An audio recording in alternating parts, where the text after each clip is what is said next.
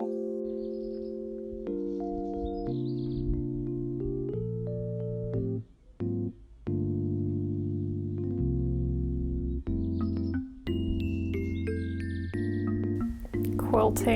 is a way that I play and explore and escape and engage. So it's kind of all of the above. Maybe it's like life.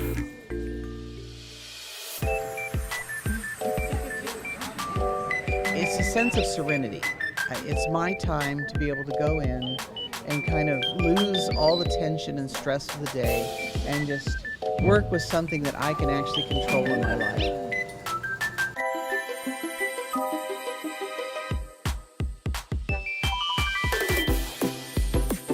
Irritates me a little when people refer to them as blankets, because it's not a blanket. Right.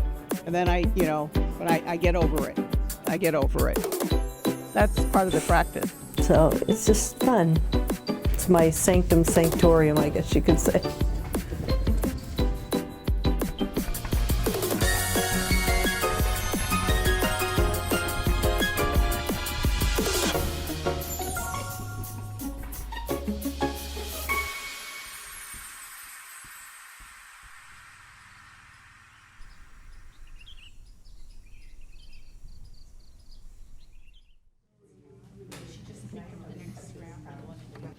I really love being in Moonlight Quilters. It's really expanded my horizons as far as quilting is concerned. I've learned a lot of new techniques. I've learned a lot of simple things that have just made my whole quilting journey so much simpler and easier. And I thought, oh, that's a great workaround. That's a great fix.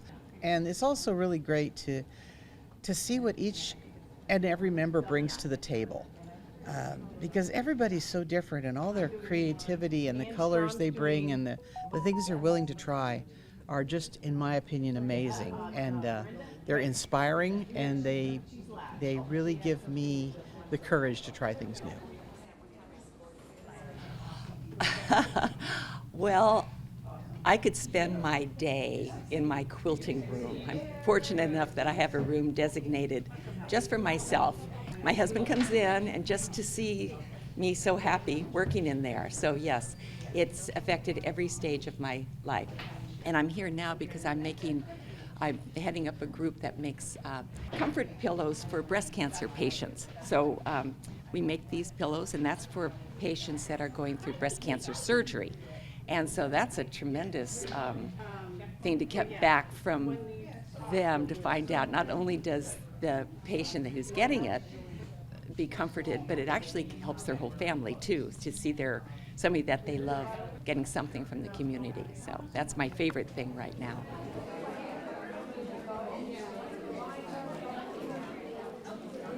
Every month I design instructions to do a block so that people can make it very easily, and somebody will win all of them. You see, we've got quite a few going right now, which is nice. We provide patterns and information on how to make the cat and dog cuddles for the community. We donate to both Forgotten Felines and Dogwood Rescue. And what we are doing here is having our members create a cuddle or a pad that will then go to the new animal's home, and it goes along with them to that home. So it's something that smells like them, makes the transition more comfortable, and it just helps them along the way. Animals don't worry about the color or the pattern, but comfort is a plus. Well, cats are really symbolic of women quilting. I have one at the end of my bed with cats. This one's 1,000,000 cats. And that's the one I just love cats. Oh, I'm fast. They're not always perfect, and they're far from perfect, but I sometimes, if I wasn't working, like during the pandemic, I was doing about one a week. Yeah, I do a lot. I kind of like doing my own quilting, so.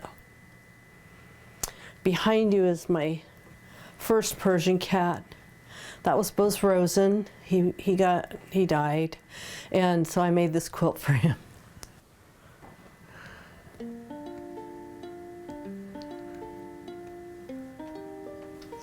The fabrics. I love putting together the colors and the different fabrics. And I love also see the intense colors. I love eccentric fabrics. It makes me feel like I'm under a time machine. It's just so mystical. And then I just was obsessed. I love it.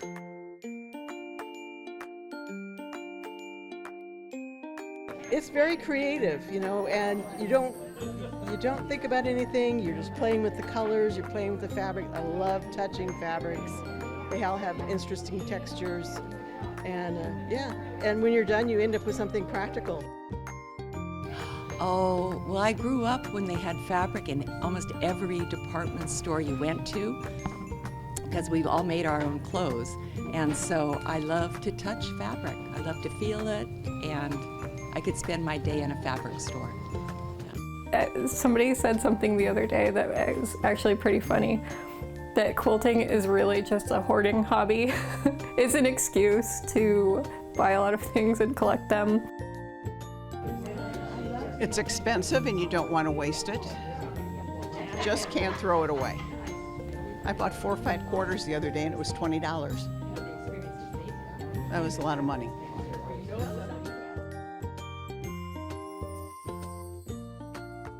So I started quilting mostly because I wanted to learn the skills of quilting. I thought it looked like a lot of fun. I started out by trying to learn new skills with every single quilt that I made.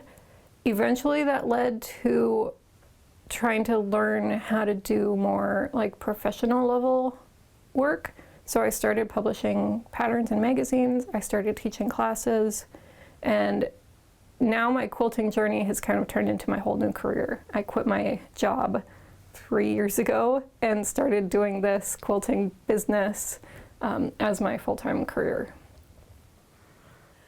You know, a quilt is, it's an expression of how we love someone.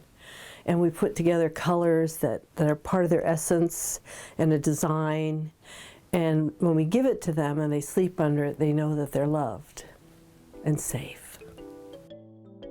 I met, this is kind of a funny story, but I met this guy and he was just a wonderful guy, and I said, look, I'll go out with you, but if it's between quilting and you're gonna lose. And we had a wonderful relationship, and he would say, bring your sewing, Janet. So it's really important to me. My favorite quilting tool, I have to say the rotary cutter, because I have made things before where you had to cut like strips out with scissors, and the big rulers and a rotary cutter changed the world, so I like that. It just makes cutting so much easier. But good rulers are also excellent, an excellent tool to have as well. They both kind of go together. So I'd say those are my favorites. I mean, they just, they make putting together a quilt faster and more accurate.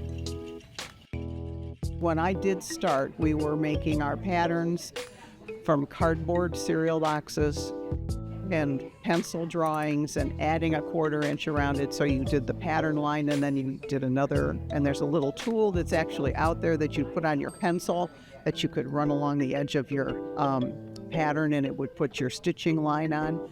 But now I think the rotary cutter has really changed the way quilting is done.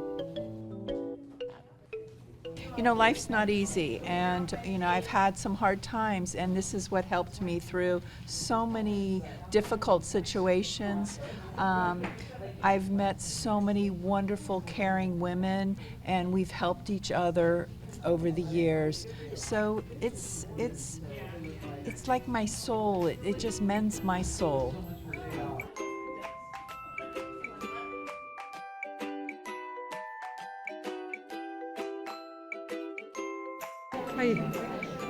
I think it's wonderful that young people are getting interested in it again, too, because it's a generational thing. I had a new technique to practice, and that was needle turn applique. So I had all of these little circles that I cut out.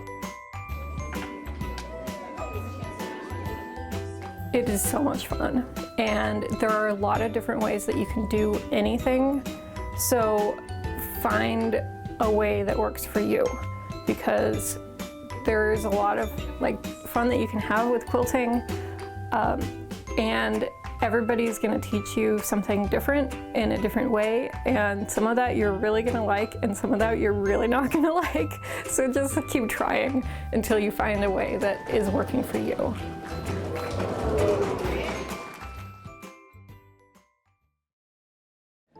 It's fun. More fun. Right. Yeah, thank you. You're welcome. I'm Mary Papsco, and I'm a quilter. I am Carole Dehlinger, and I'm a quilter. Quilting is fun, and you ladies need to learn how to quilt. I'll be happy to teach you. Do you want some water? So pretend like I'm mostly a microphone and mainly look at her. So, yeah. You want us to look at Yeah, I'll ask you questions, but just talk to her. Sounds like a plan. Okay. When did you start quilting? Sorry, I didn't. It's okay. Do you have to start over? Mr. Panda, would you like to say anything about quilting? Wow.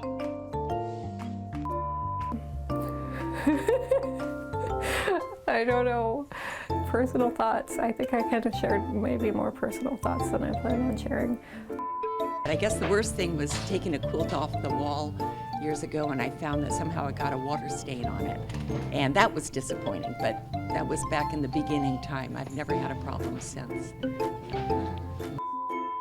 It's been nice. She'll make a good dog throw.